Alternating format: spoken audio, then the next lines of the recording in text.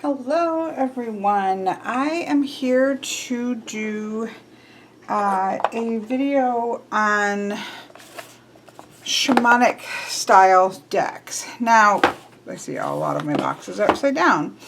We've had a lot of these types of decks come out in the last year for sure, which some people have found to be a little bit frustrating and perhaps a little bit annoying. I, on the other hand, have been very excited about it, even though there are definitely hits and misses.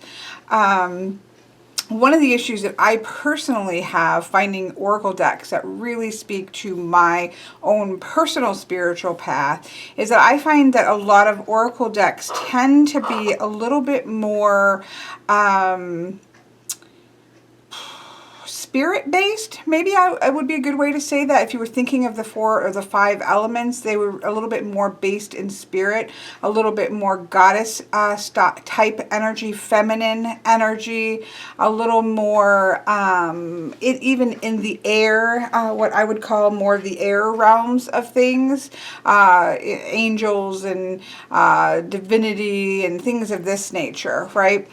Which there's nothing wrong with that, but for me as a personal person, me as my own person and with my own spiritual path, many of those decks, while they're beautiful, while I may have them to work with different things, in terms of like really resonating with my own personal path, you know, they don't kind of fill the whole bucket, so to speak. And so when a lot of these shamanic style decks started coming out, I was ecstatic about it. And I'm still ecstatic about it because it gives me choices that I don't think were very much represented as much before. And so I'm actually thrilled that this has happened. And I still think that in the, you know, the greater context of oracle decks, like the oracle deck industry, there are far fewer, even though they came out in a clump, there are far fewer of this type of deck than there are of all of the other kinds of decks that they have out there. So I still think it's a very small number. It's just that it all kind of plopped out at the same time, which isn't surprising. This happens with movies. A certain movie comes out and all of a sudden there's various versions of it. Same thing with books. Like, this is something that happens in industry. Somebody sees, oh, why, these are really popular, so sure, let's put these out. It's not surprising. This, the deck industry is an industry, and it's there to make money and see what is it that people are going towards right now, and how can we jump on that train. So that's certainly going to happen. I'm going to start with oracles. I will talk about a couple of tarot decks. I think that actually tarot decks in some ways are even more lacking in this area, so I don't have a lot of examples of that. But so I'm going to kind of focus on oracle decks to the beginning. So the other issue that can come up, there's 2 other issues that this is not the scope of this video to address those in full or by any means, but I do want to touch on them because it is part of the issue that people can have surrounding shamanic style decks. And I say shamanic style because I think that the term shamanic is obviously, or shaman, this is, while it gets very focused in and people think that it means like specifically, let's say, a Native American shaman, or it specifically means this over here type shaman, and anything else and any other usage of the word is incorrect. It's actually much broader term than that. It's got an interesting, when you look at the etymology of the word and stuff, it's quite interesting. I think Larissa, who's on this YouTube as the Bard's Lament, she had a good video where she, explained, the word shaman is actually very broad. But I think that as is the trouble with language, right? When you have conversations in which some people define something one way and other people define something another way, it gets hard to have a conversation because people are discussing two different things because they interpret a word or an ideology or something differently. And so for me, when I see the word shamanic or shaman in a deck, What that says to me personally is that it is very likely far more earth-based. It is a deck that is probably much more animistic in nature. The idea that everything has a spirit, that there is a life force and an essence in all things, animals, people, rocks, plants, these types of things, much more animistic take on the world. Again, very generally, I think of it as very earthy based, although we do have the leaves up in the tree. Also, for me, very connective to all of the elements versus being overly airy. If anything heavy, it maybe would be more heavy on earth based element. Also something that when I see the word shaman, I expect that it's going to be talking about the different worlds or the different dimensions that I do believe exist, and that certainly in most shamanic decks, that is something that you will see. At least you'll see the underworld, the middle world, and the upper world in some variation of those terminologies. So, that's kind of what I think of. So if I see a deck that's labeled as shamanistic or shamanic or shaman, I'm thinking, okay, it's going to be more earth-based. It's going to probably be animistic. It's probably going to be dealing with the three at least. That's generally the number you'll see, but you're going to see generally it's going to have something to do with the three realms. It's generally going to have a deep connection with ancestors, which is important to me. It may even drop down into the web, which is really important to me. And so that's what I think of. Also journey work. There's a lot of other things that are involved, but those are the things that I'm keying in as a consumer when I see the word shamanistic or shaman or shamanic. That's usually the bar that I am looking at a deck for, because that's what's going to suit me or work well with my own personal worldview. So that's one thing, you know, the term shaman or shamanic or shamanistic can mean different things to different people, and so can be problematic for some.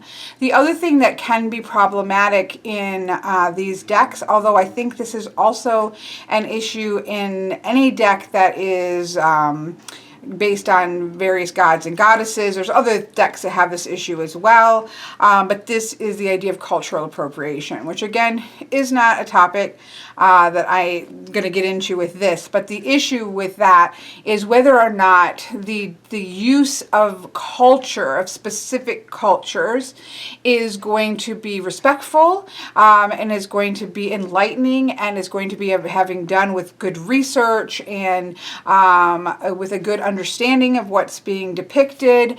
Whether, for me, again, this is what's important to me, that it is, for me personally, I prefer it to be an actual broader range versus based on one single cultural. Because I am a lover and a student of mythology, I have spent a lifetime being enthralled with the beauty of that full cultural landscape. The variety of cultures and the way that they see the world, especially in the spiritual sense.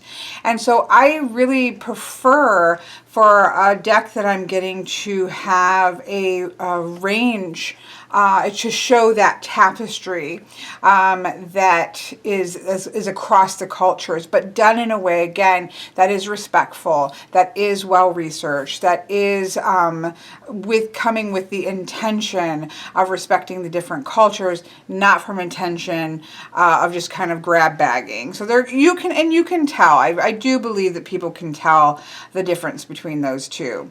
Now, some I think would argue that there should never be a deck that are mixed up with different cultures, that those are inherently having a problem of cultural appropriation.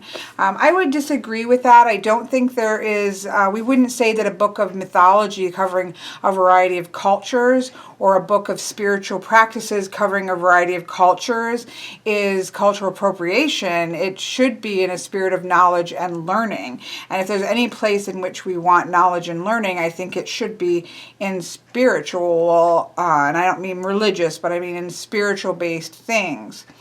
So I don't think that a deck being cross-cultural automatically means that it is culturally appropriative. That is something I think you have to judge on a deck-by-deck basis. So I actually prefer my personal decks to be more of a broad range. It shows the beauty of the human experience. It shows how much we are alike, and yet how the beauty of the different ways in which we express those things, those ways in which we are integrally alike. That stuff fascinates me, and I think that it's a beautiful expression of that tapestry. So I don't tend to get decks that are, say, all Native American. I do have an exception to that, but I don't tend to gravitate towards decks that are all from, say, a Native American perspective, or all from a, XYZ specific culture, unless I really want to dive into that culture and and really sink into all of the varieties within that specific subset. But for the most part, again, we're talking about my collection. So my collection, I tend to look for decks that are kind of show the tapestry a little bit more. So those are some, I think, issues that can come up around these type of decks. And again, these, I don't consider this is a video kind of talking about in general the decks that I have experienced and what I like about them, what I don't like about them, which ones I use, that kind of thing. And so, but those are issues that do surround the topic of these style of decks. Of course, that same topic also applies to other decks that have cross cultures showing them, such as God and Goddess decks and things of that nature, or even decks that are just specifically from one culture that's not your own. So that's a issue, I think, that is across many different decks, but I think you can see it pretty clearly in these type of decks, because they are generally going back to an older primal, more primitive form of belief and practice in the different cultures. So, all that being said, let's take a look. I don't really know how to approach this. I think that this was the first deck that I picked up that was of the set of decks that all came out this year. Now, not all of these decks came out this year. These are these different decks that I think fall under this category. But I think this was the first of the newer set that came out, and it's called the Shamanic Medicine Oracle Cards.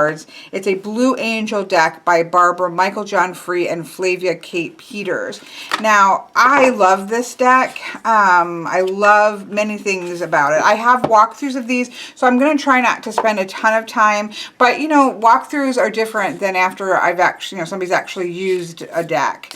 And so what I love about this is that this feels, it doesn't go into any specific culture, and it doesn't even show a broad, it's not showing you, okay, this is from this culture, and then you have this over here from this culture, and then it's not really looking at that. You have much more of a feel, although obviously these are certain specific practices, although again in the shamanic style practices, those often cross cultural boundaries, where similar things of journeying and similar things of the idea of being buried, physically buried and resurrected as a ritual. These kinds of things can show up across different cultures. But this one I feel like is more really based on the ideologies and the tools of somebody who practice in that way, such as medicine bag, and there's one for drumming. There is the journey there. There is the shape shifting, the cave. It does have the three realms. It it has the 4 directions. It has a beautiful ancestor card. It acknowledges animals and the plants and the trees and insects. So it kind of is what makes up the world in the way that from an animistic, I think, point of view, and certainly has some of the tools and the paths of somebody that would be in a shamanic style path. And so this is what I think this does really well, is it's a little bit stands outside of the individual cultures and looks more at the world view and, again, some of the tools. Now, can you find some of the cultures, such as sacred sites of standing stones? We know this is obviously, in this style anyways, more of a European look. We can find like conch shells that might be more of an island thing. So can you find some? Sure. But I think that what is beautiful about this particular deck is that it kind of steps outside of that and goes a little more of a personal, how do we see the world, and what are the tools do we use to interact with that world in this type of a spiritual path.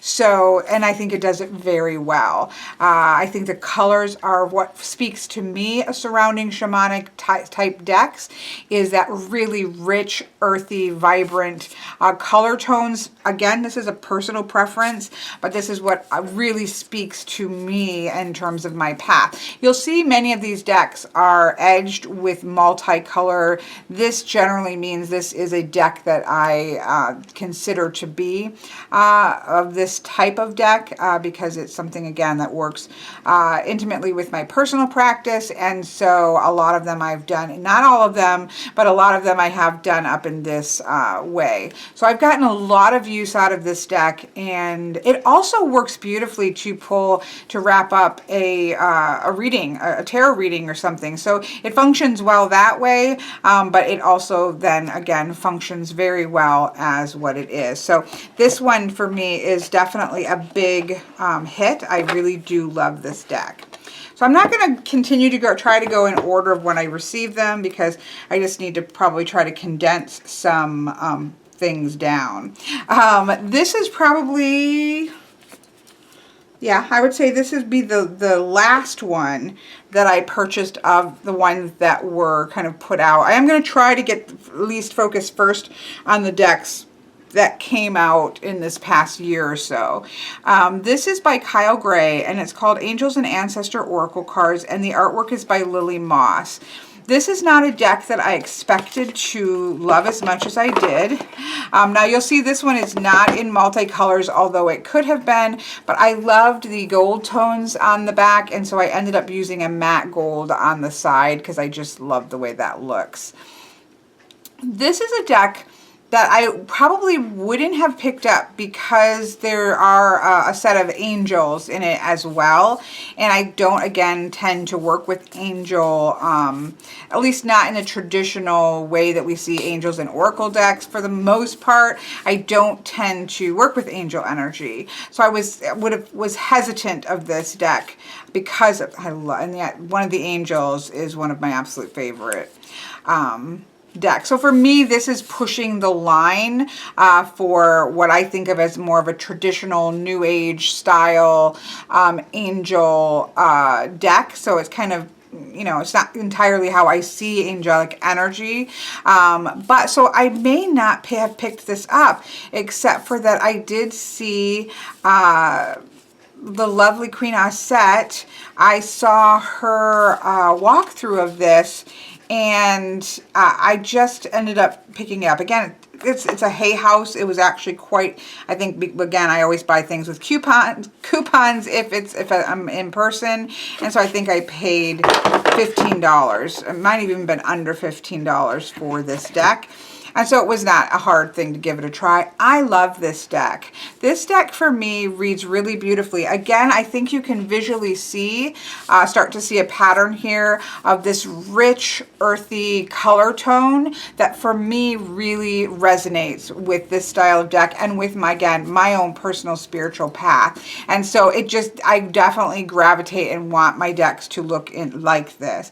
I think that I have definitely received some messages about using this deck, and that this deck is, you know, being one that is guilty of cultural appropriation. And I actually think this is one that is the least that would be the issue, because I think that Kyle Gray, I feel, did a really good job of and Lily Moss is the artist, but Kyle Gray is the creator of the deck, I think did a beautiful job at showing a variety of, a wide variety of cultures in a respectful and beautiful way that really opens people up to being able to approach these energies and seeing how different cultures can approach and speak to the same energies that we are all as human beings interested in this conversation about. So I actually feel that this particular deck has done a very good job of showing, just in a few cards you can see, of showing a variety of cultures in a really beautiful and respectful way. Love that. Love that.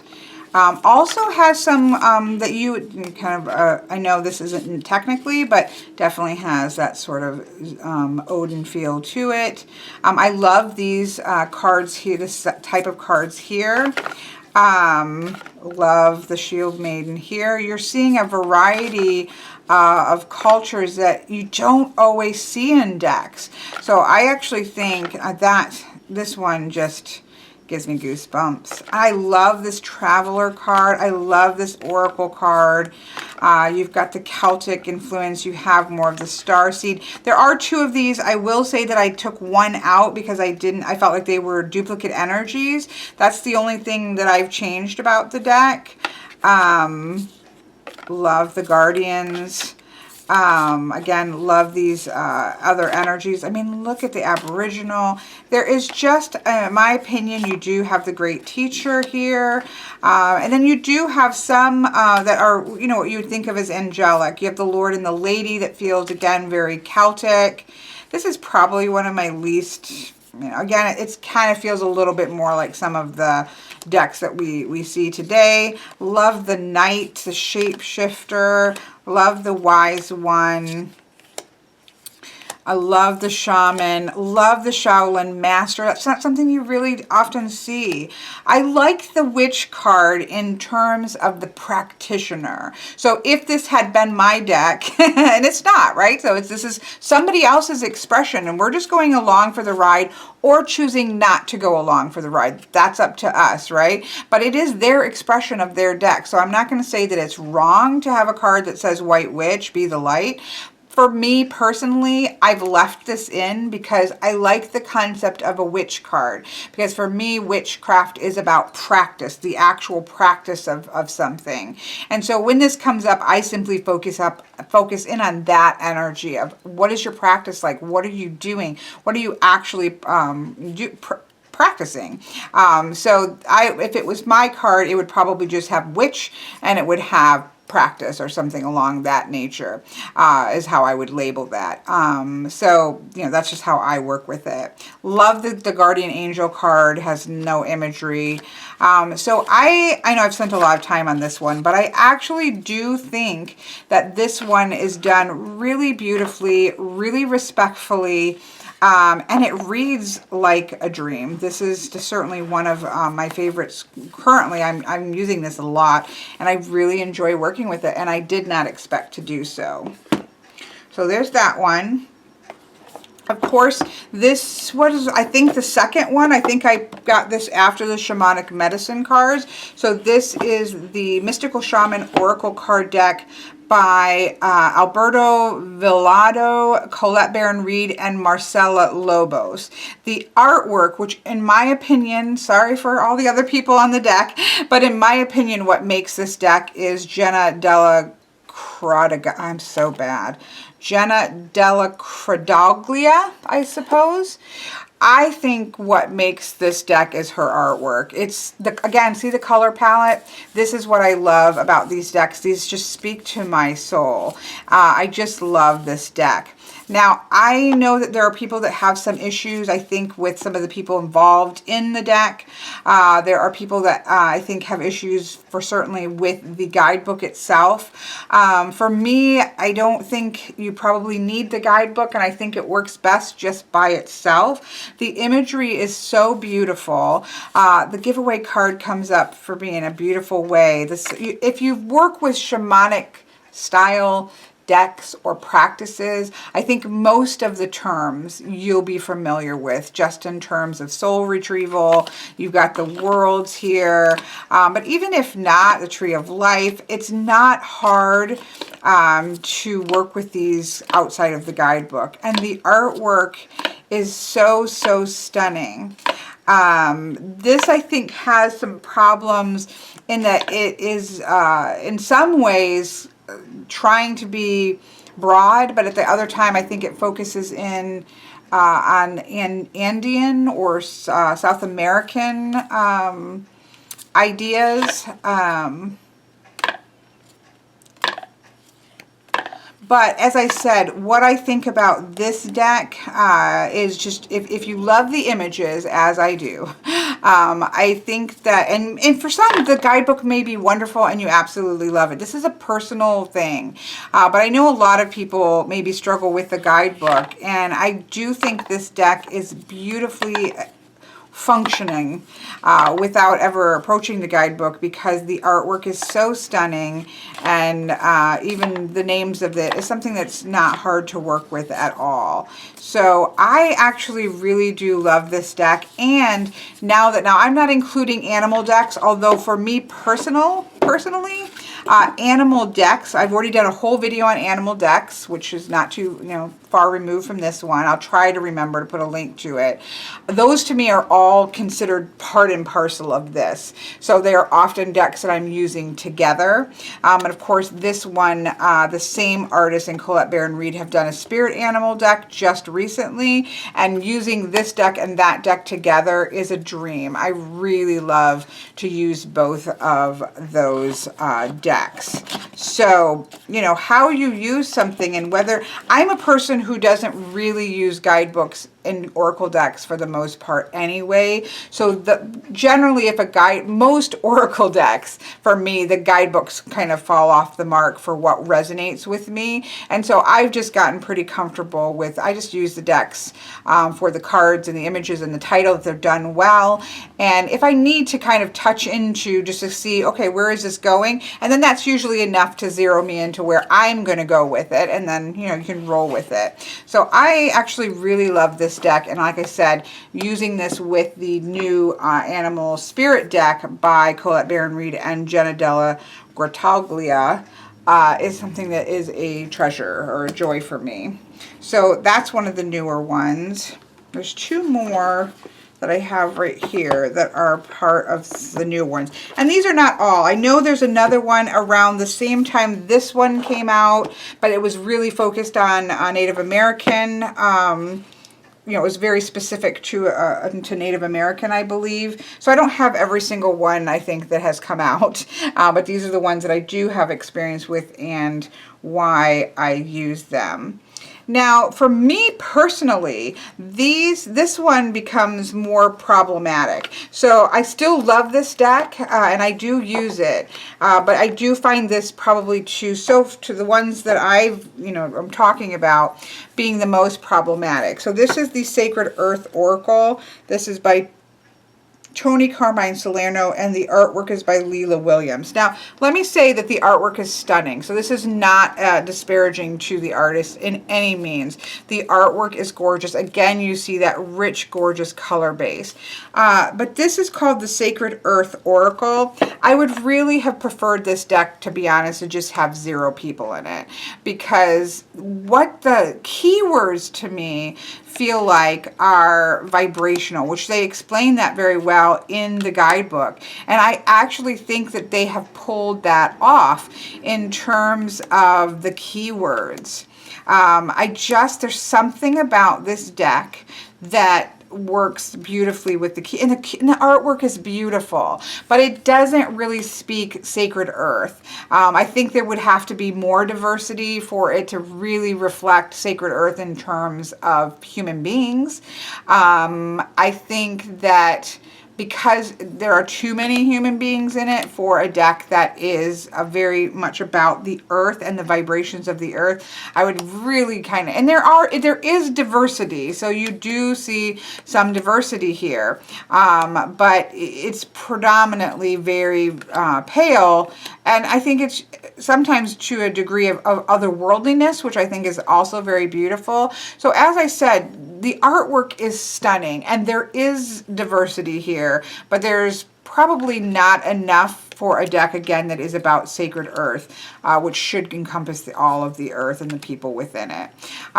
So while, again, the artwork is gorgeous, I mean, there's really nothing negative that I can say about the actual artwork. It's beautiful. I just personally, I think because the keywords feel so much in alignment with the actual physical earth, that I would have loved to have seen this deck with 0 human beings, and even not even with animals, but just colors, these same color tones, and earth, just pure earth. So that's a personal preference for me, but I do use this deck. This is not a deck that I would get rid of because I think they have nailed a very different oracle deck, a use of keywords. There's just something about it that is different than a lot of, I have a lot of oracle decks, and I really do enjoy it. I just wish that it was more across the board, diversified, and or just minus human beings, really focusing on the sacredness of earth. I think this would have done very well in the style of Divas of creation. Like, these two decks feel similar in what they are attempting to do, but Divas of creation, I think by keeping it devoid of people, really ends up winning the day because of that. But that's my personal take on it. Earth Warriors is probably the one that I've used the least. I really did pick this up because I wanted to, it was one of the decks that came out this year. I knew I was going to be doing a video like this, and so I wanted to be able to cover this. Now, I don't not use this because I don't like it, but what I think it excels at, which is pulling a single card and sitting with that energy, is just not something I always consistently do. And so this just, to me, doesn't work quite as well, say, pulling a card at the end of a reading. It doesn't, for me, function very well that way. And I don't really, I almost see pulling 3 of these cards to be too much. And I don't really see it functioning as a reading, giving you a message of 3 cards, like, you know, what should I do? And here's your 3 cards. It doesn't feel like that kind of deck. It really does feel like a kind of deck that you would pull 1 card, and almost like similar to the Weaver's Oracle, that you would pull 1 card and sit with the energy. And I have done that, and it's beautiful in that way. I have the least working with this deck than all of the other ones, but I love what I love about this one. Again, color is just, the color tones are gorgeous. This was one I actually have not done a walkthrough of yet, and I need to do so, but this one has a very solid, it's feminine in that there are a lot of female deities and grandmothers and things of that nature in it, but it has a very neutrally gender feel to it. There is a powerful masculine femininity as well as a feminine masculinity to it that I think is really beautiful. It feels very powerful. It feels again, very sort of balanced, gender balanced, even though I think there's probably more females than there are males. I think that as with many of these decks, I think to really sink into each of the concepts and gods or goddesses or people that are shown in this deck, you would need to do some outside research, which I am not opposed to, right? If if it's upon us to do the work, then that's okay. I love to research, but I guess that's why it's one of those decks that I do feel it's a pull a card and set with that energy for a while and see what does that energy have to say with you. So it's a very different style deck from the other decks that I've shown so far. So again, I don't want to to say too much more about this because I love this card, Pachamama, she with the Andean emerald heart.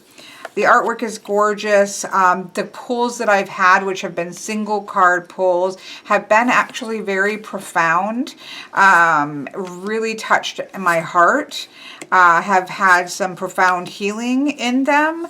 And so, yeah, I think it's, and I will do a walkthrough, but I wanted to figure it out, I guess, before I had done a walkthrough of this one. So I feel like this and the Weaver's Oracle have a similar energy in terms of, I don't see them as decks that you just pull a bunch of cards to get a reading. I don't tend to do that with Oracle cards anyways, with some exceptions. But I feel like these two decks are decks that you pull a single card and you really sink into the energy with. And so that's this one. So these are the the ones that I have, I think, that represent the newer, like from the last year, decks that have come out. Again, these are not all of them, but these are the ones that I have. I use these two, at least currently, the most. But I do use this one quite a bit as well. But certainly, I think in terms of volume of usage, these are the two that I'm currently using the most. This one, so these would be my three favorites, I suppose. But as I said, I think it's not fair to compare this one because I think it's a very different style deck. So I don't know if that helps you or hinders you in any way, shape, or form, but that's what I said with the animal decks. It just gives you, I guess, an update in, because we did have a big influx of these type of decks, and so I wanted to give you an update. Now, the rest of these decks are not so new in terms of coming out in publication, but I did still want to, of course, mention them because these are decks that, again, fall into this category. Now, the Weaver's Oracle, which I always have out, so that's why I'm pulling it out. This is a stunning deck. I feel the same about this deck as I felt the very first time I held these cards. I felt a sense of power. I felt a deep resonance, almost a physical resonance to the cards. I think that some of that is to do with the process. This artist took, I think, and I'm probably going to get things wrong because I'm kind of going through so many different decks, but I believe that this is 30 years in the making. These paintings are life-size paintings for the most, I think all of them. Many, if not all, of the items that you see on them. So if it's wearing a necklace, it's a necklace that was also created in, I mean, look at her. I love Moon. She speaks to my heart. All of these are so powerful. I do not use this deck as a regular oracle deck, in which I've never pulled 3 cards, I don't believe, from this deck, unless it was when the very first time I got the deck. But I've never since pulled more than 1 card. She's one of my favorites. Because there's so much power in these cards and in these stories that I just think it's overwhelming and perhaps overkill. Again, this is personal. Everybody's going to use these differently, but overkill for me in terms of the energy of these cards. Now, I will say, as powerful as I know that these images are, and I know the length and all of this that I've just said about these images, for me personally, this is a deck of bibliomancy.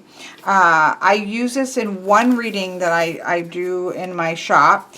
And I pull 1 card. There's a lot of cards that are around it, but this is forms the basis of the reading.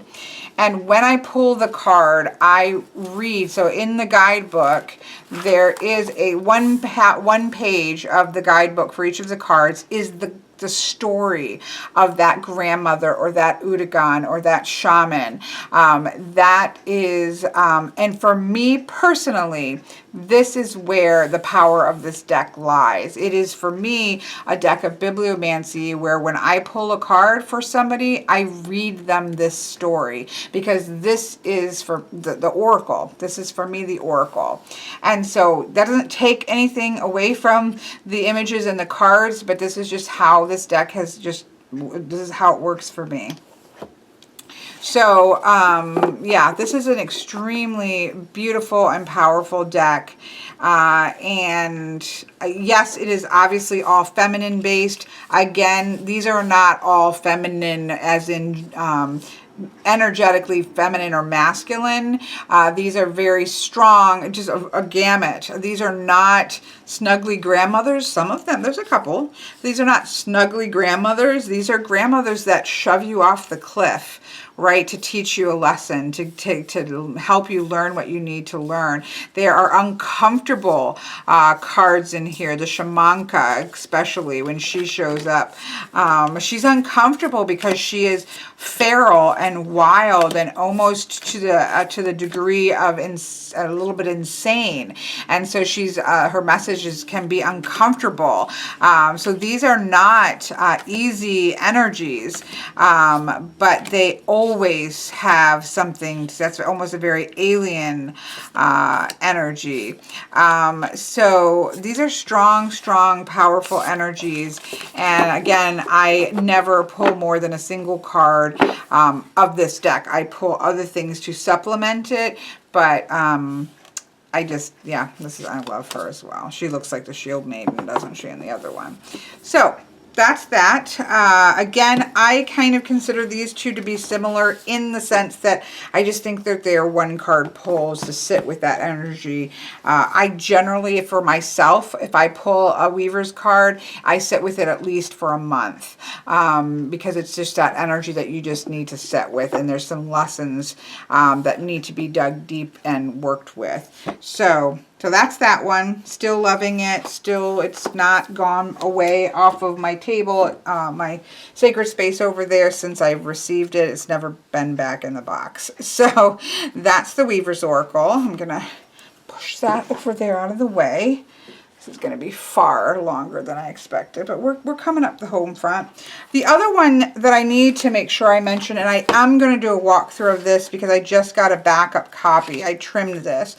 And I'm going to say something similar as with the Weaver's Oracle.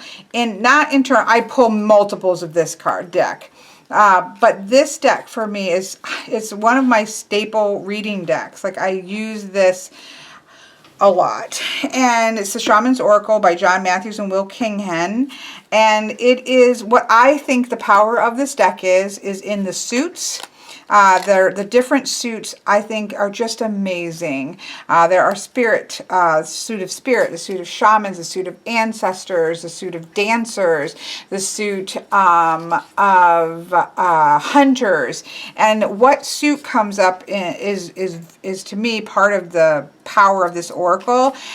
as well as, again, that hint of more bibliomancy is that there is, in the guidebook, there is a message from the card. And that, to me, is part of the oracle. And so when I pull a card from this deck, I do read this particular piece because I think that is part of the oracle of this deck. There are a couple other tarot decks. I can only think of really one. For sure, Margaret Peterson, she has poems for every one of the major arcanas. And if a major arcana comes up, I will read the poem because I think it's part of that deck. It's part of the power of that deck. So there's very few decks that are like that, but this is definitely one of them. And I absolutely love this deck. And the images are beautiful. Again, still that rich, gorgeous, earthy colors. These are cave reproductions of real cave paintings. But for me, the oracle resides in the suits and those messages from the cards. And so I use this a ton. I've just actually had bad cardstock. It's really not great cardstock. It's a cheaper deck. And I've just gone and trimmed the borders off of it because they were starting to get really ripped up. And I did pick up a backup copy, which I have very few decks that I've actually purchased a backup copy for. In fact, this may be the only one that I've actually purchased. I know I've traded for one, but I actually have purchased a backup copy of this because I use it so much and the cardstock isn't great, and it has already gone out of print once. So I did just pick up a backup and trim this down. So I'll use this till it falls apart, and then I'll have the other one that I can use until the borders fall apart, and then I can retrim that one. But I am going to do a walk. I was kind of surprised to find out that I didn't have a walkthrough of this. Because I use it so much and I love it. So I'm going to rectify that and do a walkthrough of this since I have the actual cards untrimmed as well. So this is a Shaman's Oracle. It's, you know, one of my core decks. And I have a deck called, I think, or a video called like 5 decks that kind of speak to my worldview. And I know I've talked about it in there as well. I did want to mention just some, this is also one I really want to talk about. I actually really love this Earthbound Oracle, which I think has a very shamanic feel to it. I do have a walkthrough of this. But there's something about this, and I didn't pull it out, but also, so this is by Skull Garden, and I always forget the name of the tarot deck, and I meant to grab it. That deck also has a very shamanic feel to it, that all of the animals have 3 eyes to them. Let me grab it real quick. Well, no, I'll grab it when I do the tarots. But that has a very stepping, you know, right of center or left of center feel to it, where you have entered sort of into the other world. And this deck, I think, also works beautifully in that way and has that kind of feel to this deck. I really love this. For whatever reason, this deck for me really works well for clarification. If you've done a reading and you just want not just clarification on what is the message, but you want to pull out a little bit more details or something, or did you really mean that? This seems to do really well for that. So I did want to at least mention it because I do feel like it had, I just kind of went through my decks to see what decks felt like were this kind of vibe. I have recently been asked, I know, about the Celtic Shamans pack. This is a hard one for me to address because I really love this deck in terms of it's more for me the artwork. I know people absolutely love Chelsea Potter, who did the original Greenwood Tarot, and I know people absolutely love her artwork. It's not my favorite. It is very primitive in intent, and that's her style, but it's not my favorite in terms of the artwork and all of the blue for some reason. So I do love this deck because it's based on Celtic pantheon and Celtic mythology, which is at the core of me. But I will say that I do not use this deck very often. And I think it's, again, because it is so specific. And So, yeah. So I love this. I wouldn't get rid of it, but I don't really use this deck very much, which is kind of hurts my soul. Kind of hurts my soul a little bit. But that is certainly a Celtic-based deck there. And then the last one that I want to talk to in terms of oracle decks is the Divas of Creation. I love this deck. I haven't been using it as much of late because there's been all of these new decks out that I have been trying out, and you can see this has been colored in a way that tells you that that's how I use it. Again, I feel like this one is very similar in vibe to the Sacred Earth Oracle, and yet I think where she just nailed it is it's just the style of the artwork. I wish that the titles were on here, and I think I'm going to have to, because I just don't want to have to think about it, even though you actually will be surprised at how quickly you start to recognize the cards. Especially if you're using it consistently, but I don't want to have to think that hard, to be honest. And so I do wish this would be reproduced with actual just title names on here, but I'm going to have to. I may send it to Patrick because I like his handwriting when he does decks, and so have him put the name of the card on each one of them. And the other thing is that sometimes even the number is really hard depending on what it is. It can be very difficult to even see what the number is. So, but I love this deck because she marries the science of the universe with the spirit of the universe. So she doesn't, the spirit side of things don't discount the science, and the science parts of things of this universe don't discount the wonder and the spirit. And so instead she marries that. Those really are just not, they're just two different expressions of the same thing. And I think she does that in a beautiful way. And so this is an absolutely stunning deck that I think really succeeds on a lot of different levels. And my main quibble is that I often can't read the number, and that I do wish just not, doesn't have to be taking the whole thing up, but just a little title would be on there as well. But I think it's just wonderful, and it's certainly this speaks to the earth, right? To the universe, to the stars, to the planets. So this goes beyond just earth-based and just encompasses I wouldn't even say the universe, because there are many universes and there's galaxies, and so this just speaks of creation, which is what it's called, Divas of Creation, and so it functions beautifully in that way. This is a stunning deck that I absolutely, it says working with the energies of the universe, and that is very much what it is. So this kind of expands outward, where many of the shamanic type decks are very earth-based, and they feel very earth-based, which is wonderful. This sort of shoots us out into the bigger picture and the bigger world that we live in. Okay, that's a lot of talking, which is not surprising in my videos, right? Let me just really, I got one other one. Sorry, one other one. Shamanic Healing Oracle cards. This has a very primitive style. Again, I've done a walkthrough of this. I've just talked about this in another deck that just came out. This, to me, I love this deck. I use it constantly. I don't categorize it quite the same as my other shamanic decks.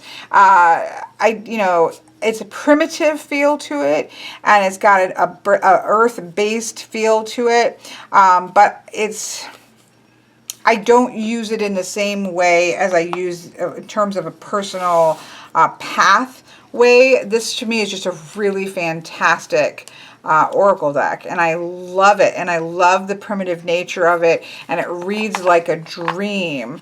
But it's different to me than these. You can see it in the coloration. It is nice in that it's very neutral, so in many ways it's more like the shamanic medicine cards in that it's neutral. There's no people going on here. It's very earth physically based. You do have things like past, present, and future. You don't have things as much as like the different realms and things of that nature, but it just reads gorgeously, and I love it. It's called the Shamanic Healing, so I did want to bring it out and talk about it, but it fits to me in a different place, I guess, than the rest of the decks that I've talked about. But you know, if you've watched this channel enough, you know about how I feel about that deck. So let me real quick grab just the very couple tarot decks and talk about those real quick, and then we'll wrap this up. Okay, I actually don't have a lot of tarot decks. I struggle a little bit because one of my readings, I think it's the web reading, I sometimes, although I've started to shift to being all oracle cards, but I used to have like 3 tarot cards on the side.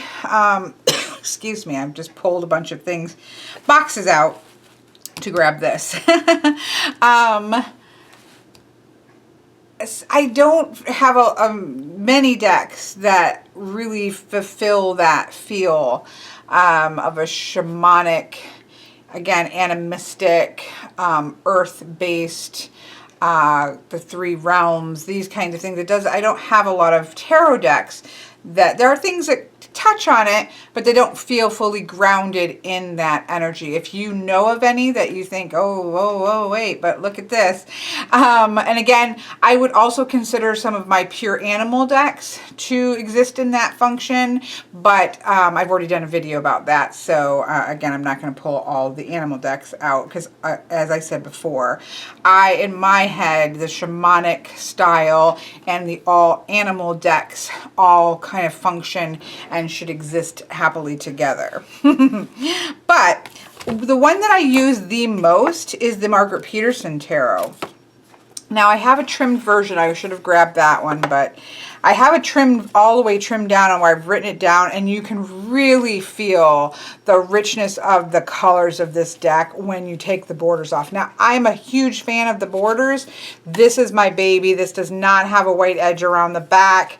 I love this deck. This is not a deck that I would trim, and I love the borders on it. I love that it's big. I love everything about this deck, as you know, and there's one of my all-time favorite cards.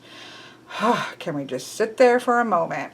So this deck, though, when you take the border off, because I had another deck that was one of the ones that did have a white border on the backing, and so that one I trimmed all the way down and wrote the names on them, and the colors do get so vibrant and rich. So this is a deck that, in my opinion, fulfills that color feel, and she just taps into earth and air and fire and water in such a powerful way. The crone card is stunning. So this is probably my most used deck that fulfills to me that quality of the shamanic style decks that we've just been perusing. So this is the Margaret Peterson Tarot. This is the English version. This is a German deck. And again, there is bibliomancy for me in this particular guidebook because she explains the cards in such a powerful way, and it's her own system in a way. Not in a way, it is. And her major arcanas have these powerful poems for each of the major arcana. So I definitely read those when the major arcana especially comes up. So I would classify, I know people are going to think that's a weird one to classify as this, but I do think that it does. The other closest one, and this is just one of the versions that I have, this is the Greenwood Tarot. This is one that has just been printed onto, excuse me, really beautiful high-end, it's actually business cards, but it's like a linen business card paper. Gorgeous. It's got that really beautiful swishing of sort of one of the older decks. This is absolutely gorgeous. And this is the Greenwood Tarot. And again, this is the same art as I said with this Celtic Oracle deck by Chelsea. Potter. Of course, I don't have it in front of me because I pulled it all away. This deck does have such a shamanic feel to it. This is a deck that I keep down with all of my stones and things for placing those types of circles, and it is very powerful. And I particularly, this is my favorite version of that. That is not a deck that you can purchase anymore. It's been out of print for a very long time. The Wildwood Tarot was recreated when this one went out of print. So again, the Wildwood Tarot, I think, does have a very shamanic vibe to it as well. But this is the version that I use in that context. And as I was saying in the other one, this is the Wooden Tarot. This has got a very otherworldly, I think that's the best way to state this. It has a very otherworldly feel to it. And so there's something about this particular deck that does sort of take you into the same place. It's not a deck I actually use very often. Very often I'll pull it out for like super moons or something that's going on that's just a little bit, takes us step outside of this world and into the other world. So I don't feel it quite nails like what I would consider the shamanic style deck, but it definitely nails the other world. So for me, you have the upper world, the middle world, and you have the lower world or the underworld. But if you go left or right of center on the middle world plane, you can reach the other world, which is more along the lines of Fae energy and that kind of thing. And this to me has that feeling. It's not Fae, but it has that feeling of having just stepped a little north of center, a little east or west of center, and found yourself in a slightly different plane. So I did want to at least mention it. I have just recently been sent this Crow Tarot by MJ Cullinane. I'm going to do a walkthrough of this. I haven't even shuffled it yet. This is the limited edition backer deck that Miss Offset had purchased 2 of them and was so kind to have sent me one of them. But it is being produced by US Games. And I really wanted this simply because it was a crow deck, which to me is very shamanic and very messages from the other world. But it's very Rider-Waite-Smith, and I didn't think that I would actually... It's collage. It's very Rider-Waite-Smith. I just didn't think I would love it, but I wanted it anyways because it was a crow deck. That kind of thing. I have to say I have looked through it, and I actually like it a lot more than I thought that I would. I'm definitely going to trim it in the way that or edge it, not trim it, but edge it, and because I actually like the multicolored borders here. And so I'm going to edge it in multicolors as my other ones, and I'm going to use this for a little while in my shamanic readings because I think that this actually might work really beautifully.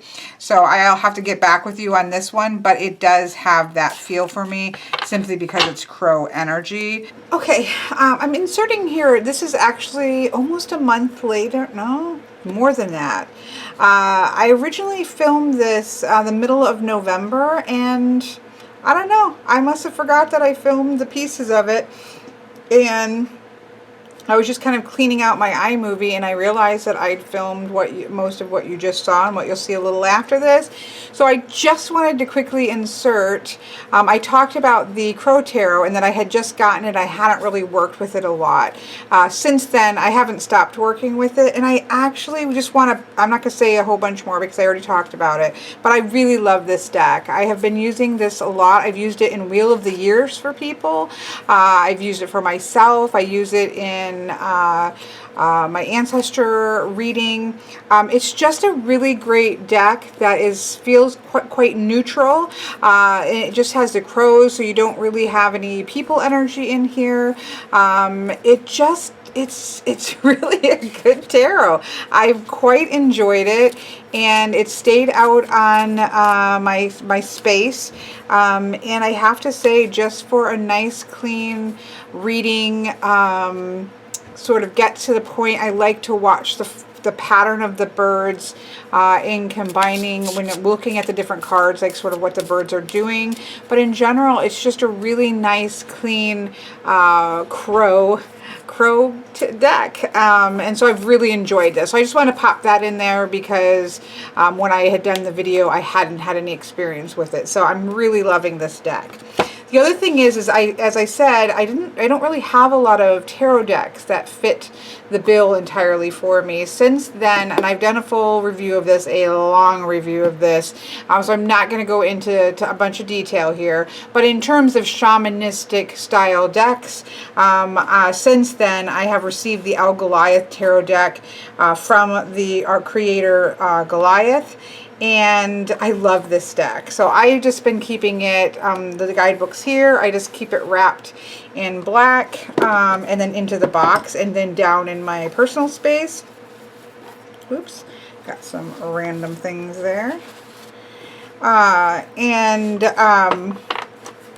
trimmed mine since the original review just so that I could overhand shuffle them because they're quite large cards. But this deck certainly goes into the criteria that I was talking about. There are all animals. There are sort of human qualities, such as like jewelry and things on some. Some like that. You know, there are human items here, and this is one of them that's difficult, but it reads well. So like this, so there is, it's not all like natural world. Love him so much. So there are elements of the human, I guess I should say, and some that are like the emperor, that's postured pretty much, you know, sort of like an animal or like a human would be sitting. So there's kind of a mix between very naturalist, like this is extremely natural based card, or this as well. And then some like this that have a bit of more human form that you can see. I'm just thinking the Emperor might pop up, but of course that's, you know, when you need it to happen, it's not going to. Again, kind of nose ring and jewelry here. I probably already passed the Emperor because that's a good example of it, where he's kind of standing with a robe on his, or like these creepy guys who I'm starting to, you know, be BFFs with. So there are some sort of humanistic parts of this deck. Sorry about that. I got interrupted. I'm not even sure where I was. But my point is that this deck for me has very much of a animistic, earth-based style feel to it, in a way that when I started to see more of the cards coming out about, or he started sharing more and more of the cards,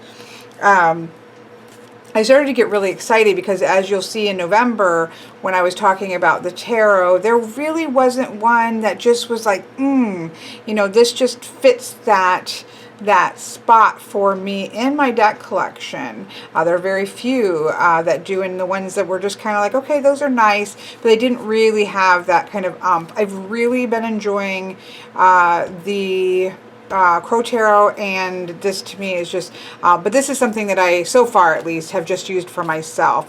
This kind of feels like my deck. And so as of yet, I haven't used it for clients. This one's great, both. I've used it for myself and clients. And again, the Margaret Peterson is one that feels very earthy and works really well there as well. So those three, I would say, are the ones that I enjoy the most in this capacity, but this is certainly the one that I'm most excited about. I've not had it super long yet, so I'll have to come back and let you know how it goes. But so far, this one's really fitting the bill, and then this is really fitting the bill in a sort of neutral way that works quite well for me. So I wanted to kind of pop this in there as a sort of addendum to an older video that I hadn't finished, or I hadn't published, and yeah, there we are. I hope that you've enjoyed this. I hope that this helps in one way or another for you surrounding these decks. I had done this on my animal decks, and then there were some questions on these types of decks, so I wanted to make sure that I did this.